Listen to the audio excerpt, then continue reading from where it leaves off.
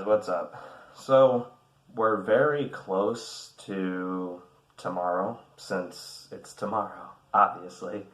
But instead of a little clips of me in the corner like I usually do, talking about, what my workout was, and I do have one ready, but I thought this could come first.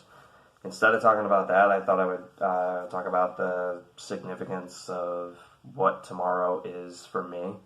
And I mean, it's significant for most people for a global reason, family and all that jazz. And I'm happy. And don't get me wrong, like the negative connotation I just used for that's just for me personally. All of you that have family, I'm glad you do. All of you that have a reason to celebrate, I'm glad you do. But I don't. Like, even when I won this. Even when I won this sucker in my weight class at my meet this year. And last year I competed twice, so this year only being once, it's kind of a shocker. But when I won this thing, it really didn't mean anything to me. I was kind of sick, not contagious, because I wouldn't have competed otherwise. I don't want to get other people sick. But I was sick, and my head was pounding. I had to work that day as soon as I got done with the meet. And, well, I was just absurdly depressed. And it's the same depression that I'm still, it's the same depression that I still have now. But, yeah, tomorrow is significant to me because tomorrow marks my 3rd year of being sober.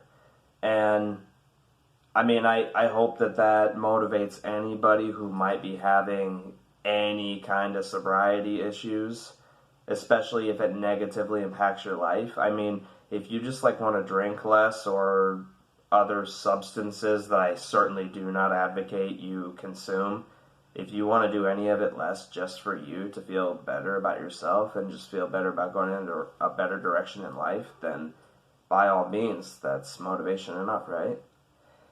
So I hope that being 3 years sober for me, and it was exclusively alcohol, I've never touched a joint in my life, even though I was around it all the time. Maybe I second-handed and didn't know it, but I don't remember. It's been so long ago. But yeah, I'm 3 years sober tomorrow, and I hope there's a lot of people out there that, that can beat that record, 5 years sober, etc. I want you to beat my record. I mean, it's not really a record for me. I only quit drinking to see if it would benefit my training, I'm not going to lie. However, even though I hope that this helps to motivate somebody to put themselves in the direction they want to be in, and get off of a habit that they know isn't good for them and costs them more than just money. I hope that this does that, but at the same time, for me, much like when I won this, it doesn't mean anything to me. Tomorrow doesn't mean anything to me. It's Wednesday. And again, I emphasize that I'm glad that most of my viewers and most of everybody, even the billions that do not see my video, the thousands or even hundreds that don't see my videos, I hope that you all have your good reasons to enjoy tomorrow. And, I'm always, happy for other people's happiness, but at the same time, being in my own world, it was just never, even growing up, I don't know how I was able to maintain joy, but there just wasn't anything there. When it came to Christmas, or the 25th is what I call it now, since it doesn't mean anything to me.